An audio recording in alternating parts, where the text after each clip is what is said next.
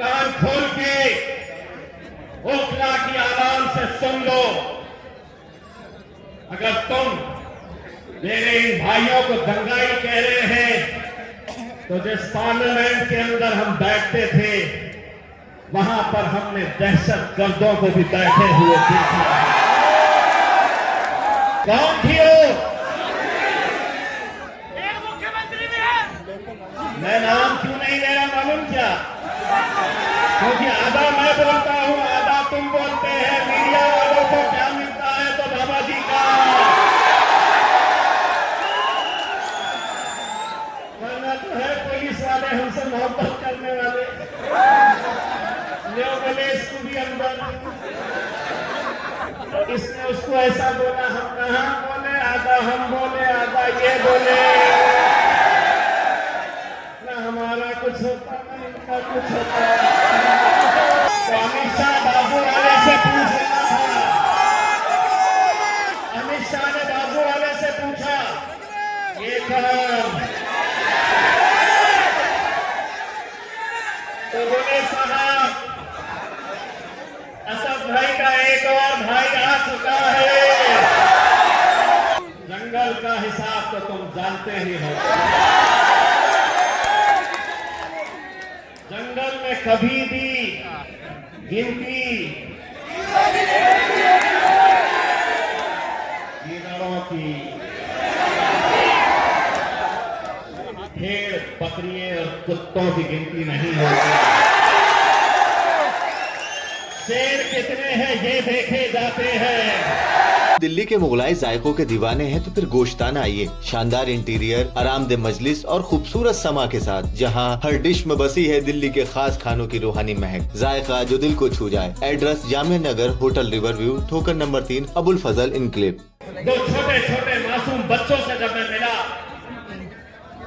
यकीन मानिए आज रात में घर में सोते वक्त 1 मिनट के लिए अपनी आंखें बंद करिए, तसव्वुर करिए कि 4.5 साल से ये बच्चे अपने बाप के दीदार के लिए तरस रहे हैं।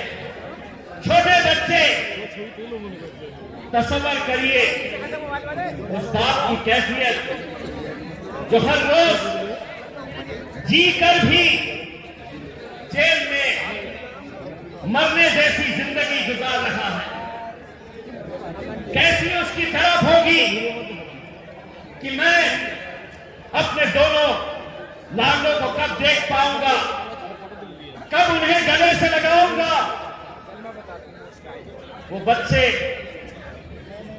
तसव्वुर करिए मेरे भाई, 2 की ताकत क्या होती है।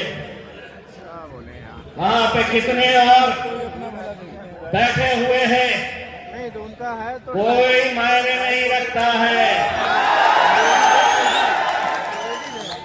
जंगल का हिसाब तो तुम जानते ही हो। जंगल में कभी भी गिनती गिदड़ों की, भेड़ बकरियों और कुत्तों की गिनती नहीं होती। शेर कितने हैं ये देखे जाते हैं। बहुत तकलीफ होती थी उन्हें कि एक शेरवानी से तो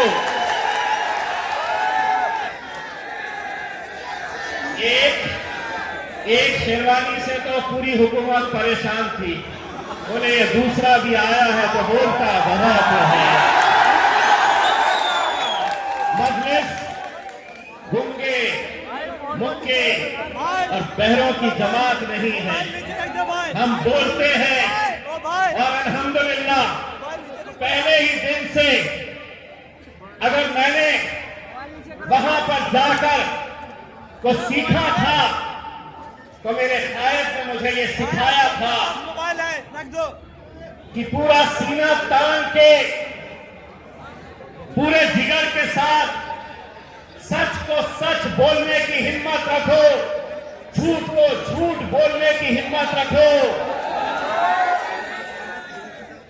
क्योंकि इतिहास दिलेरों का लिखा जाता है, इतिहास दिलेरों का लिखा जाता है, दलालों का नहीं लिखा जाता है। कितने जाते हैं हमारे भी उन ऐलानों के अंदर, कितने जाते हैं, लेकिन जब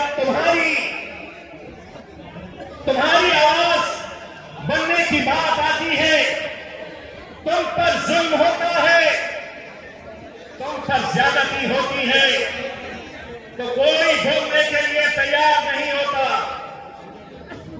लोग परेशान थे कि पहली मर्तबा पार्लियामेंट के अंदर आया और नरेंद्र मोदी की आंखों में आंखें डालकर बोल रहा है।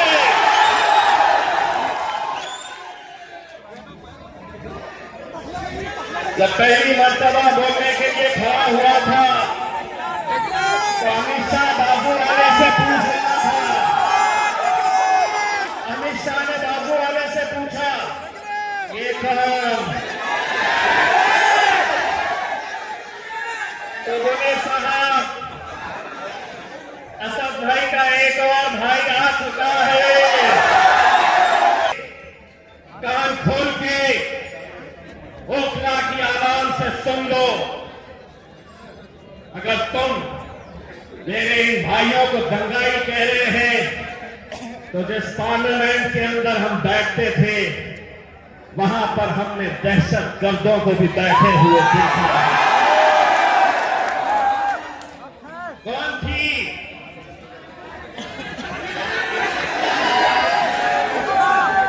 तुम्हें मालूम है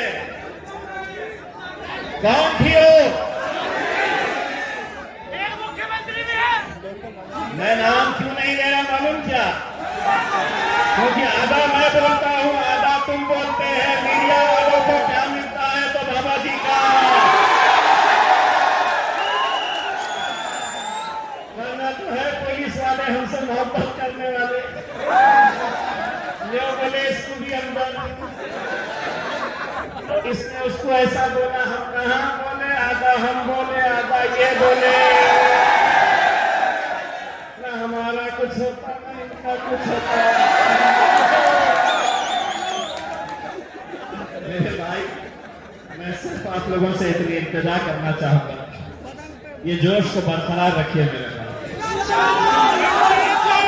कहीं ऐसा ना हो कि 5 तारीख के दिन आप वोट करने के लिए निकले, आपको बहलाने बहकाने, आपको खरीदने की भी कोशिश की जाएगी मेरे भाई।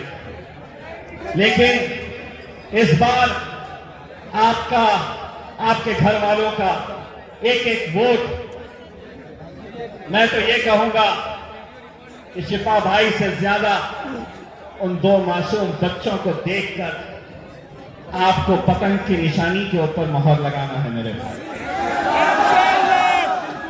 8 तारीख के दिन जब नतीजे आएंगे, हम तो आपके बीच में नहीं रहेंगे, लेकिन अगर किसी ने हमसे पूछा कि कैसी थी ओखला की आवाम, तो हमें ये कहने पर मजबूर मत करना कि दिखने में तो इंसान थे, लेकिन जमीर मर चुका था।